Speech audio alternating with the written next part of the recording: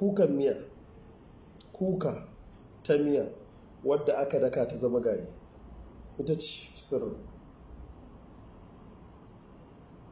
Idan babban mutum ne zawo da ki tsayawa, za a samu babban kofi a zuba ruwan sanyi, a ibi kuka cokali ɗaya babba a zuba a juya, ya ɗauka ya sha ko ku ba shi ya sha, shi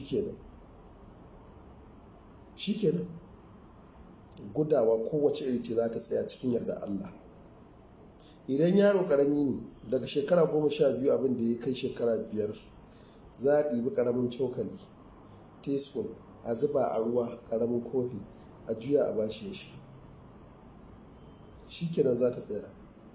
Yaro na goyi wanda yake shan nono yana ta zawo, a ibe ta a hannu a sa mishi a baki, a zuba mishi a harshe, a bashi nono ya sha, ya haɗi, duk zawon da yake zai tsaya.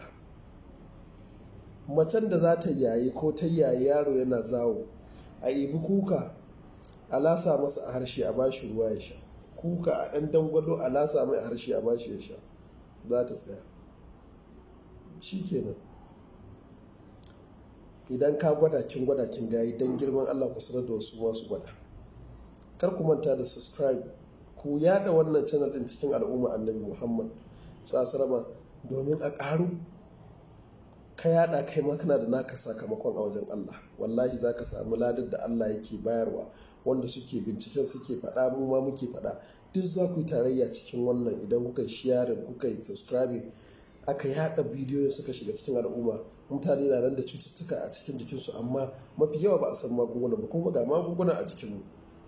To kar a manta da subscribe da sharing da comment. Sai mu haɗu a wani makon, ma assalamu.